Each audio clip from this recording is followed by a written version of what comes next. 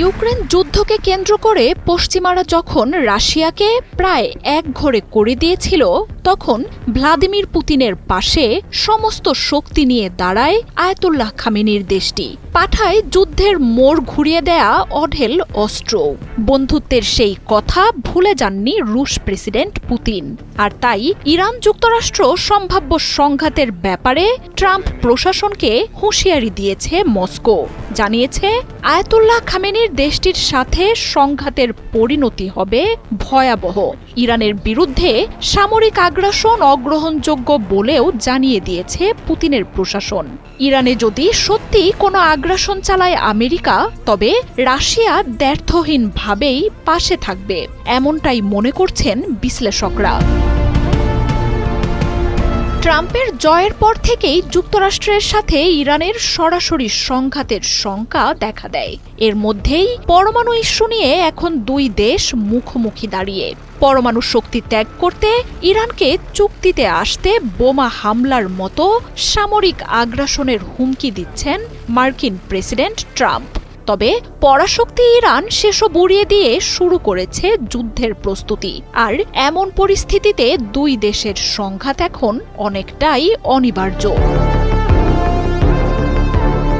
তবে মিত্র ইরানকে যুক্তরাষ্ট্রের দেয়া হুঁশিয়ারিতে বসে নেই ভ্লাদিমির পুতিনের রাশিয়া। ইরানকে যে একা ছেড়ে যাবে না, সেই বার্তা স্পষ্ট যুক্তরাষ্ট্রকে জানিয়ে দিয়েছে মস্কো। জানিয়েছে, আয়াতুল্লাহ খামেনির দেশটিতে যুক্তরাষ্ট্রের সামরিক হুমকি একেবারেই অগ্রহণযোগ্য। ইরানকে এমন হুমকি যে অবৈধ, সেই কথাও ট্রাম্পকে জানিয়েছে পুতিনের প্রশাসন। শুধু হুমকিই নয়, ইরানের পরমাণু স্থাপনাগুলোতে যে কোনো হামলা হলে তার পরিণতি ভয়াবহ হবে বলেও হুঁশিয়ারি দিয়েছে রাশিয়া। ইরানের পরমাণু কর্মসূচিকে শান্তিপূর্ণ জানিয়ে তার প্রতি পূর্ণ সমর্থনের কথাও জানিয়েছে মস্কো।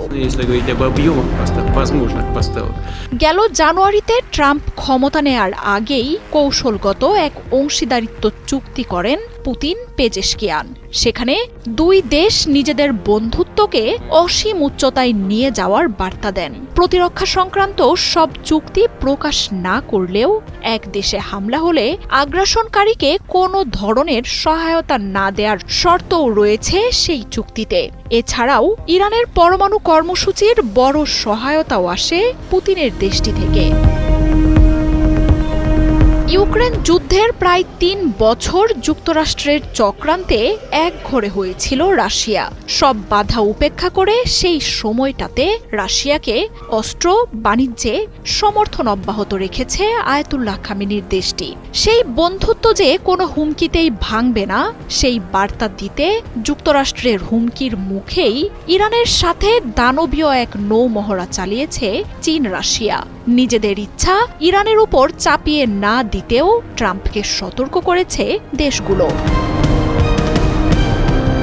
মার্জিয়া উপমা, ৭১।